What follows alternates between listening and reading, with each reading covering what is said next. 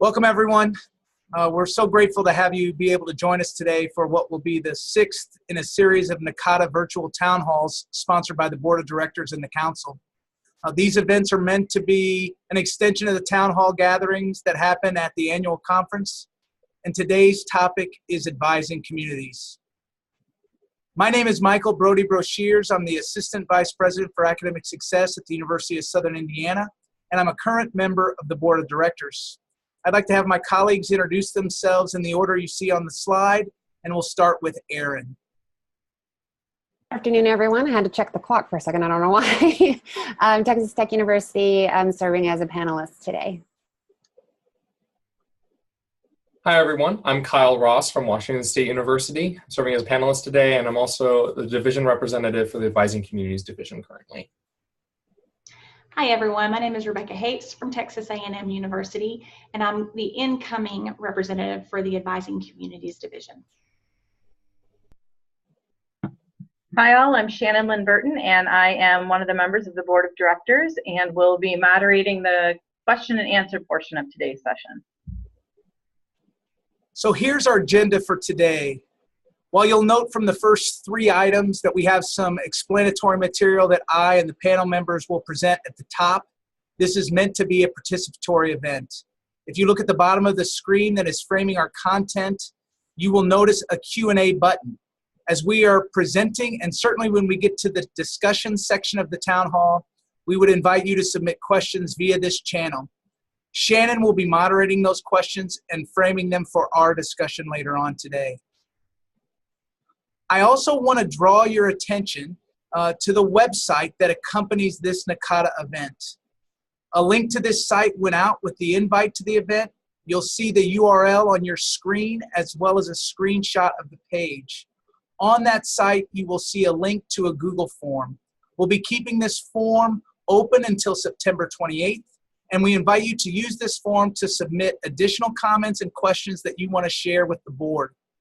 This event is being recorded and will be shared with broader membership, so those who can't join us today have the opportunity to hear the discussion and share their thoughts via this Google form as well.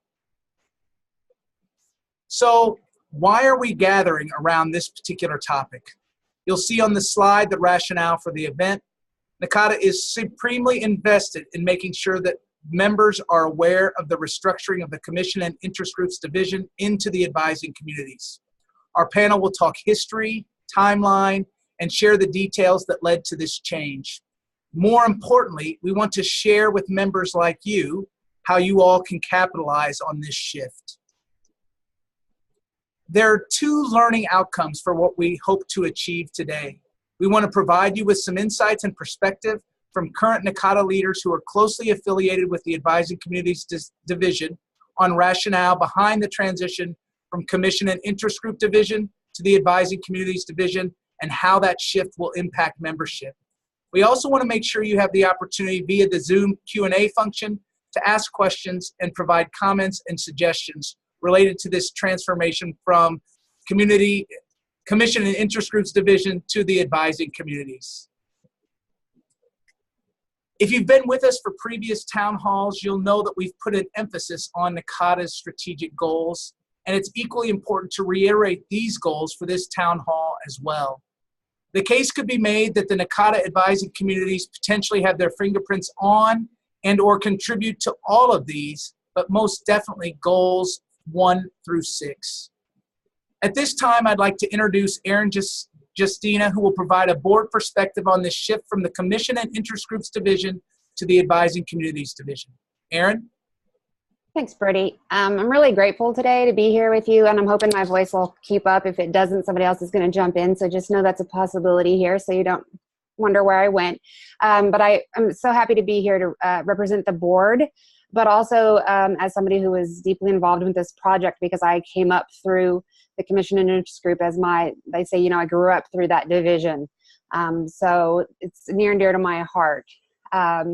So we're going to talk a little bit more about the transition in a moment, but I just wanted to start with just a short overview of the Advising Communities Division as it sits now. So advising communities are designed to provide members with an opportunity to join others with similar academic or specific student population interests or institutional types in advising.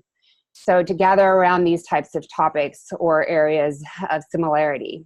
It's important to distinguish that while advising communities address members' professional interests, they're not designed to act as support groups. So the work of the division, like Brody said, is tied to each of NACADA's strategic goals. And in particular, communities are expected to expand and communicate the scholarship advising and provide professional development that is responsive to the needs of advising professionals, and also support advisors so that they more effectively work with students. This division's work is incredibly important to the association and to its members.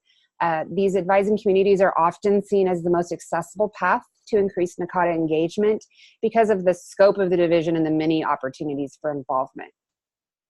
Before continuing our conversation though, as Brody said, we're going to provide a little bit of historical context for those of you who may not have been familiar either with the original conception or the transition at all.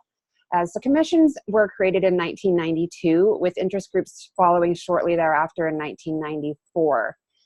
Much like the Advising Communities Division today, the Commission and Interest Group Division allowed this really large association to be feel just a little bit smaller for members, as these groups offered just a little bit more of an intimate outlet for involvement.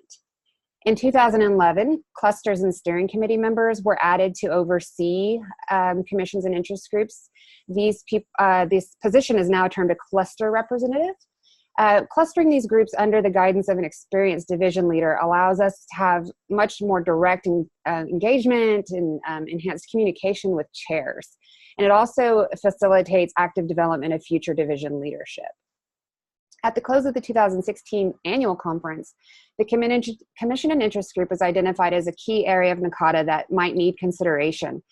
This was part of a larger association-wide needs assessment exercises that was conducted by the board and council.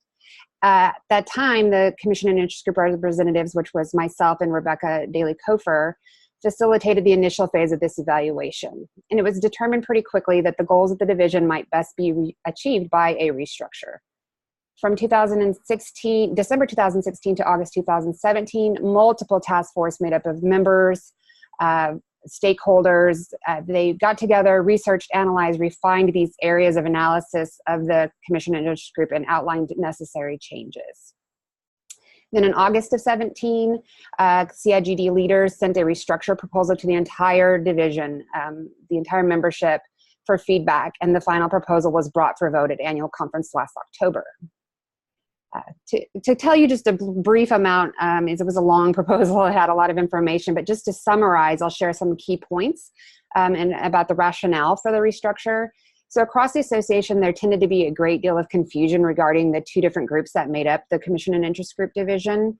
Particularly, the division struggled with perceived hierarchy among the groups, desperate resources among the groups, and then for those in leadership, management of kind of two separate sets of requirements. So it was proposed that the creation of an academic communities division would allow NACADA to align the mission and requirements of both groups. And the term community was chosen because it was felt that this would be more inclusive and better encapsulate the mission of the division moving forward. So as I said earlier, the proposal was taken to vote at annual conference, and in an amazing, rare, the beautiful moment of time, Commission and Interest Group chairs, council members, and board of directors all voted unanimously in favor of the proposed restructure at each of their respective meetings, thus creating the new Advising Communities Division. It really was a historical moment for the association and an exemplar to show the association's responsiveness to and inclusion of its members' voices. So we listened and we responded, and again, it was a complete agreement. Since the conference, the division has successfully merged Commission and Interest Groups into the Advising Communities Division to provide consistency, foster sustainable leadership, and better address the needs of the association. Because of the great work of the division leaders and volunteers, these advising communities will officially debut at the 2018 annual conference in Phoenix. So now I'll hand it over to Kyle, who will tell you about what this means for members. Thanks, Erin. So when you're looking at this restructure, you're probably thinking, okay, what does this mean for me with myself as a member? So first of all advising communities names have changed from Commission and Interest Group titles to ones that incorporate advising community. So it might be something that says advising community on a specific topic, or the name of the topic followed by advising community or some variant of that phrase. So you might have seen your group's titles change and wondered what happened with that. That explains that. So all advising communities must now fulfill and meet the same expectations in terms of producing work that helps the association meet the NACADA strategic goals, and they are also expected to carry out the same responsibilities related to the annual conference and review of conference proposals. In the past, chairs of interest groups were appointed to serve in that capacity and for an indefinite term. Going forward, all chairs of all advising communities will be elected to a 2-year term, much like chairs of former commissions. All advising communities will also now have the opportunity to sponsor sessions at annual conference. And with responsibilities and roles equalized across all communities, this means that there are now more opportunities for members to engage with their advising communities by reading conference proposals, serving on steering committees, voting for their chairs, and a variety of other tasks. Lastly, there is now an established process for assessing our advising communities. So sometimes there might be a need for an advising community at a very specific time to address a very specific advising issue. And over time, that issue might be resolved. Another group in NACADA picks that issue up or is looking at it in a different way, or advisors may no longer be as interested in that topic. So we have now created a structure that allows advising communities to be archived when that's needed, so they don't just sit there and members question why nothing is happening. So if the topic becomes relevant again, members can always look to reactivate a community in the future. We are still in the process of restructuring the division in a few areas, mostly because some of these things haven't come up yet or are affecting mainly in 2019.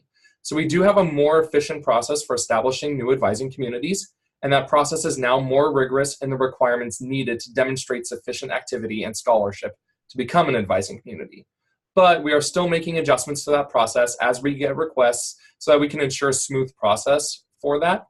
One thing to note is that advising communities are specifically dedicated to advising approaches or theories, a student population, or an institutional type, with the ultimate goal of helping advisors be better advisors regarding those areas. Advising communities cannot be for the sole purpose of building a network of advisors or on a topic that does not address an approach, a population, and institutional type.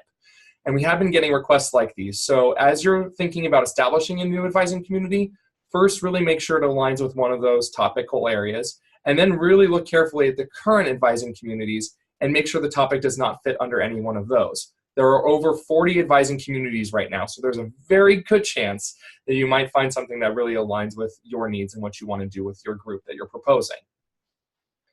Go ahead and go to the next slide. So got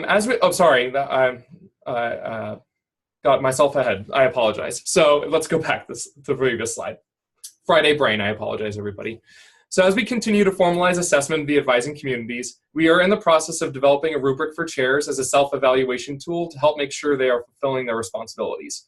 We also are creating a rubric for us to assess activity of an advising community and make sure it's active, relevant, and does not need to be archived. As mentioned, all advising communities will now sponsor sessions at annual conference, and the 2019 annual conference will be our first time former interest groups are able to sponsor. So all advising communities will be able to sponsor 2 sessions that will be marked on the conference program as directly relevant to that advising community. And you'll be able to see that for some of those communities now that were former commissions at the 2018 annual conference. Lastly, our first election cycle for half of the division, including former interest groups, is underway, and we will elect the remaining half in 2020. So that means there are 19 advising communities right now that you can consider running for as chair for the 2019 to 2021 term as long as you qualify. We encourage you to visit the NACADA elections page for more information and get involved. Speaking of getting involved, Rebecca will now talk with you about that. And now we can go to the next slide. Thanks, Kyle. Our recommendations for you as we move forward with this division name change is that you do take a few moments to log in to your My NACADA site to review your profile and the selection of those 4 advising communities within the site. So we've shown a snapshot of that My NACADA site here for you so you can see where it's located and what it looks like on the website. If it's been a while since you've done this, we do encourage that you review the available advising communities against the work you're doing, the advising populations you're serving, your institutional types, and update, if it's necessary and appropriate for you to do so, the selections on that site. then be sure to subscribe to the appropriate listservs for those particular advising communities and participate in their corresponding social media channels or various platforms that those communities have taking place. Subscribing and subscriptions to listservs for the advising communities is not an automatic process. So you will need to take that step and complete the subscription process for the listservs as a second piece to that puzzle. I do want to point out that you can join more than 4 advising community listservs if you have interests in more than 4 areas, but you have voting privileges in the 4 advising communities that are listed on this particular NACADA site. So be sure to engage in the upcoming elections, as Kyle mentioned, for these chair positions. Now that all the groups will have elected chairs, this means an increased number of potential elected positions.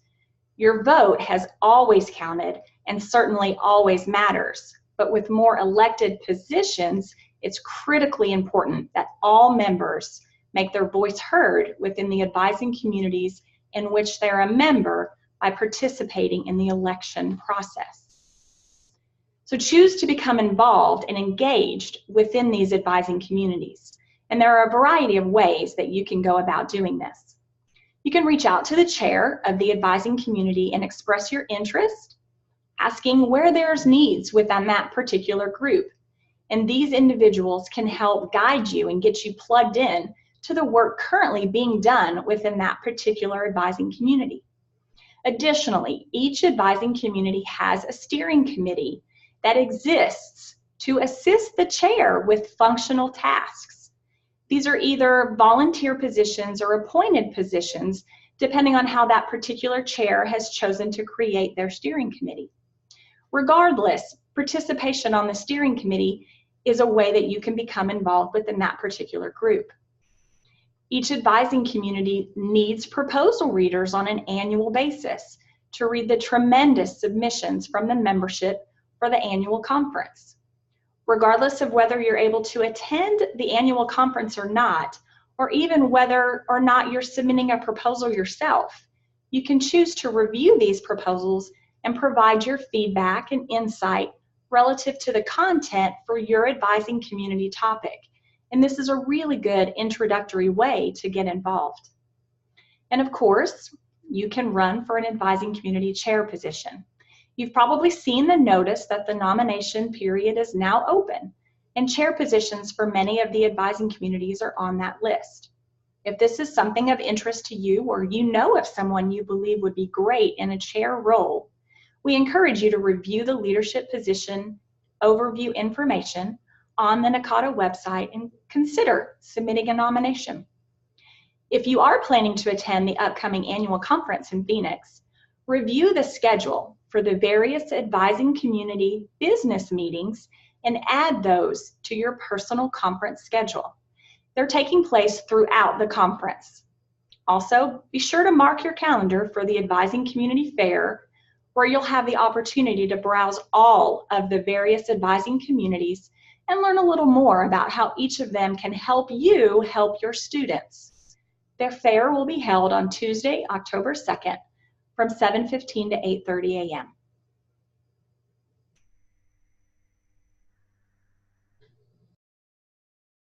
Great, thanks, Rebecca.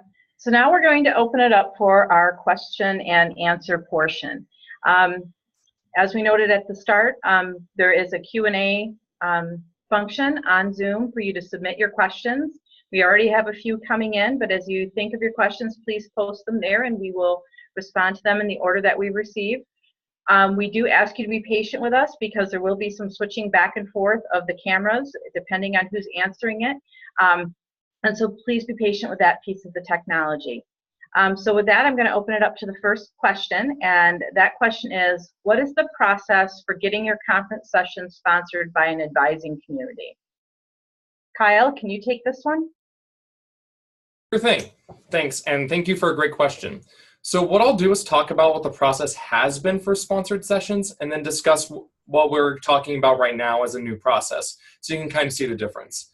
In the past, members would write and submit proposals for the annual conference and designate which commissions they think were the most appropriate for consideration of sponsorship. The commission chairs would then recruit members to review and evaluate proposals. And then the commission chairs would provide final recommendations to the annual conference committee and select up to 3 sessions for sponsorship. So now that we're having all of our advising communities do that, we can't have up to 3 sessions sponsored. So we're going to narrow it down to 2. So that way it's not as many going forward for that. So, and the new process that we're talking about right now is what we're going to do is we're still going to have advising community chairs recruit members to review and evaluate proposals. They're going to put in their recommendations, and then the advising community chairs would provide final recommendations to the annual conference committee. The annual conference committee would select all final sessions and then relay those back to the advising community chair, who would then get to say, I want these 2 sessions sponsored then for the ones that were that reached final selection. So that's kind of the difference now in what we're going to be seeing going forward for sponsorship. So there are more communities sponsoring, but just fewer sessions overall.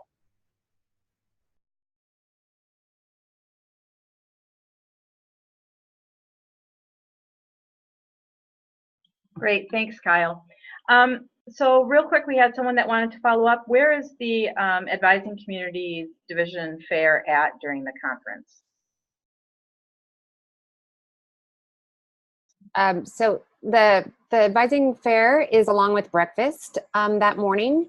And if you want to know the exact room, it is North Ballroom 120A through D. So, but if you ramble into breakfast, you'll find it there alongside the yummy food. Great, thanks. The next question is, will the executive office be producing some kind of standard mechanisms for the steering committees of the various communities to get feedback from their members? I can tackle that one. So currently, we're really flexible about how advising communities go about engaging their members, and we're really looking at providing some more formal structures for that. Currently, though, what it is the advising community chairs and their steering committees have the responsibility of just addressing their members in the way that they think works best for their members. So some advising communities reach out to their members and engage them in social media platforms like Facebook, LinkedIn, or things like that. Others find that their own listserv is the best way to engage with their members and solicit feedback on things. So it just really depends on the advising community and the members involved and how they best like to communicate. We will always take suggestions for ways to improve our communication and ways for members to be engaged. And that's actually one of the questions on the Google form is how would you like to be engaged after you select a specific advising community for membership? Great, thanks again, Kyle. So one of the attendees would like to know how we are going to continue to make sure the voices of the communities get heard when some of the tracks at the conference have been eliminated or reduced. Yeah, I can try to speak to that. So that process isn't as linear as it used to be. When the decision was made to go a different route with that, there was a lot of involvement of the, at the time, Commission and Interest Group Division in that conversation. So we were definitely, our voices were heard in that.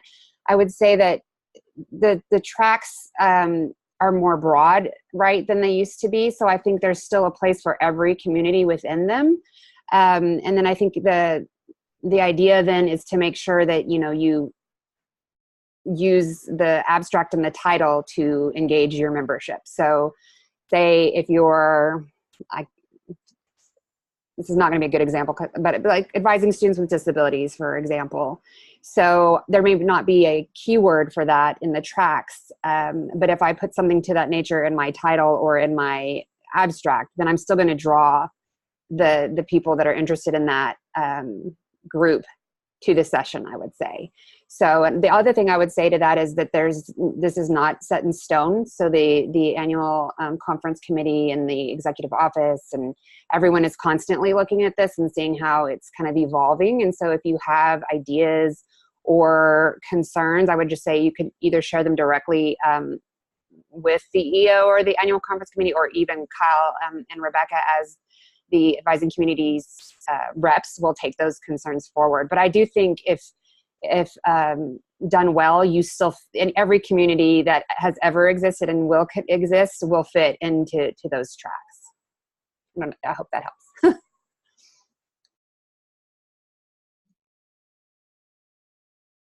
Okay, great.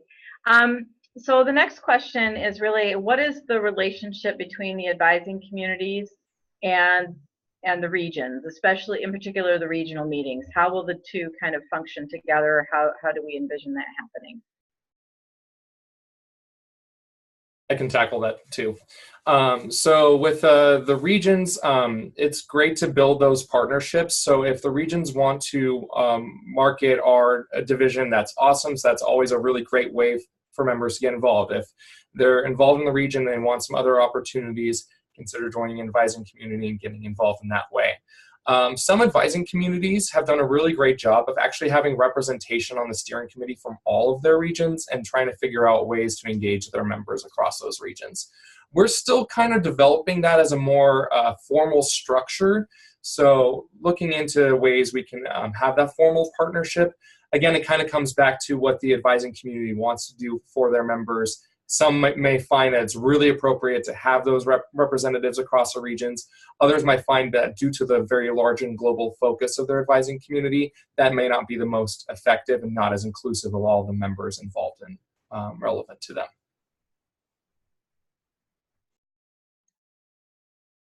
So does each community have a specific mission, vision, and objectives that tie to the larger NACADA mission? Is there a review process for these types of items? Another great question. Yes, every advising community does have a very specific focus, goals, and objectives to pursue in terms of furthering NACADA's strategic goals. One way to get a really good summary of that is if you go to your community page, and how to navigate that is if you go to the NACADA homepage, on the far right is a tab that will let you choose between regions, advising communities, or advisory boards and committees. You select communities, and then it will take you to your list of the 41 advising communities there that you can go to their home pages on. When you go to that home page, you'll see at the bottom that there's a thing that we call community snapshot. And when you click on it, it'll talk about the purpose and focus of the advising community, some relevant topics right now for the advising community, and some food for thought for the members to think about and resources accessible to them. Then the website has more detailed information on all of that, but it might be helpful to check out that community snapshot on each of the individual community pages. Great, thanks again, Kyle.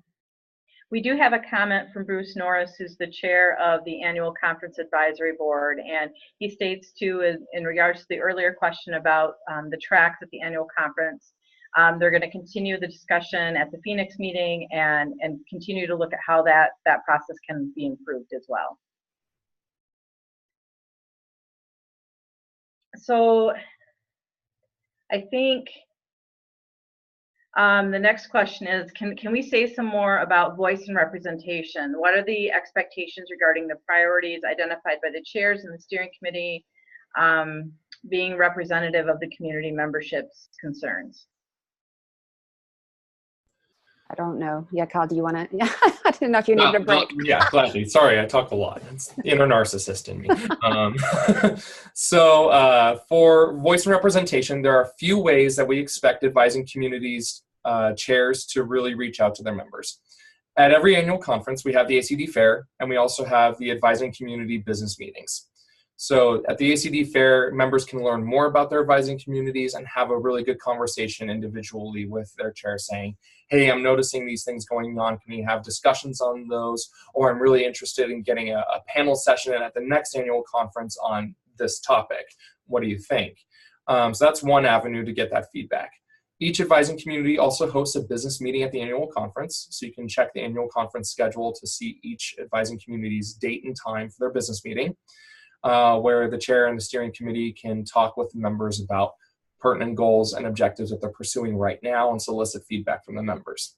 We also expect that advising communities reach out to their members over their listservs that they can subscribe to and through their entire membership email.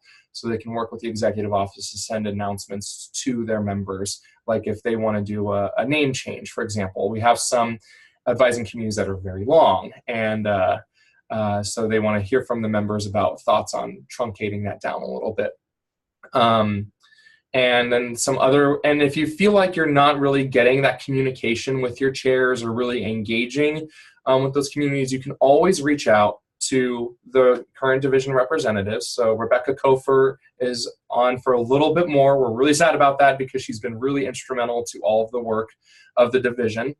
You can reach out to myself. I have another year as a division representative, and Rebecca Hapes is going to be amazing as a new representative taking over for the next 2 years as well. So you can always reach out to us and say, hey, I'm noticing that I'm not hearing anything on this, and we can see if we can partner with the cluster representatives or the chairs themselves to say, hey, have you gotten this message? Or maybe there's some miscommunication going on that way.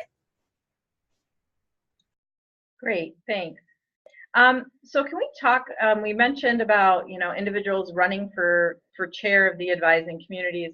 Can you talk some more about what's expected of the chairs, what that really looks like when you're chair of an advising community, and what support there is for chairs to attend annual conferences and things along those lines, if any? Rebecca? Kyle? I certainly, again, can jump in, Kyle. So absolutely, there's some financial support now. So that was part of this restructure. Was before this, commission chairs did get some support because they were required to be at the meeting, whereas interest groups chairs didn't get funding because they, one, weren't elected, and two, weren't required to be at that meeting. With advising communities, everyone is now elected and required. And so there is support to attend annual conference. What that looks like is half a night's room and a certain amount on your meals on the day that you have to basically come in early as part of your role, because we want everybody there for the division training and professional development experience. So, but the larger picture of the chairs, basically I haven't seen the new rubric, so Rebecca and Kyle jump in here.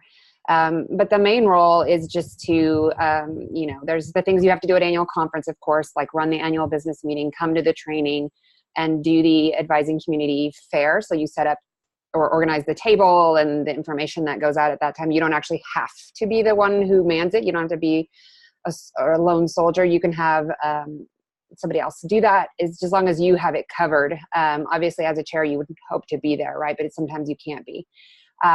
Throughout the year, your main responsibilities are to communicate with your chairs or with your members of your advising community, and to report kind of your activities to the representatives, and basically who then report that back to the board of directors.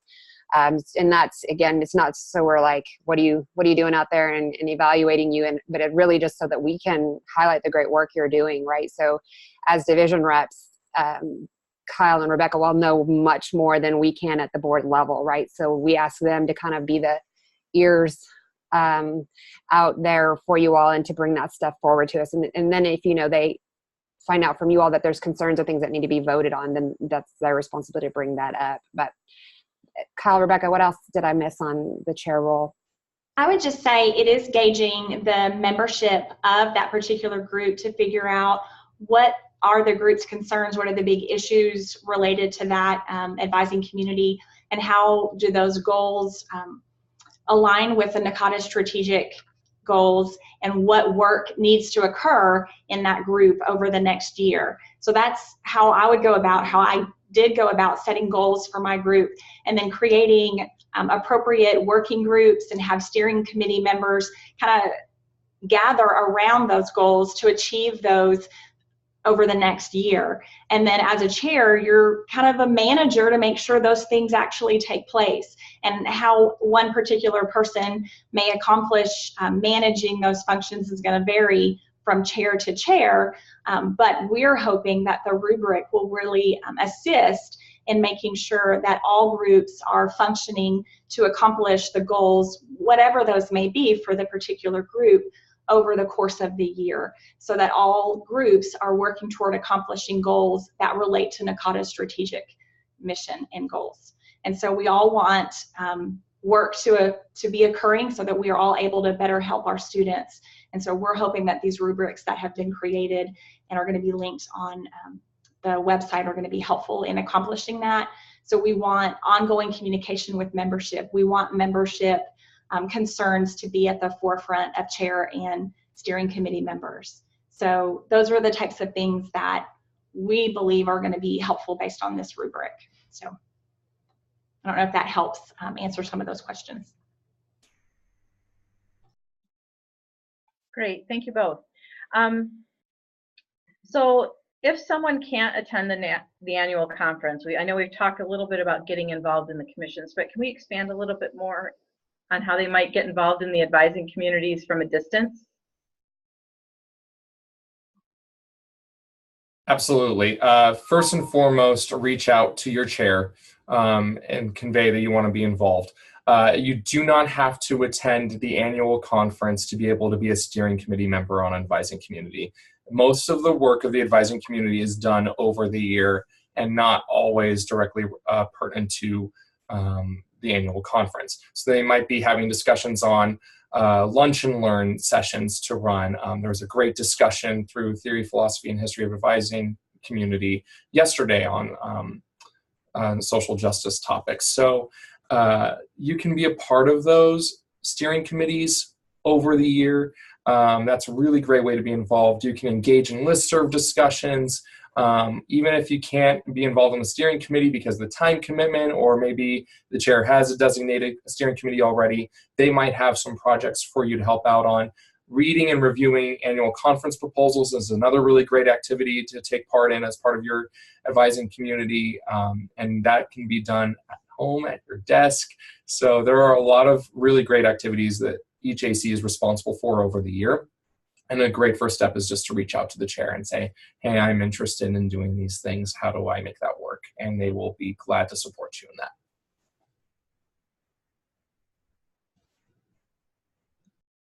Great.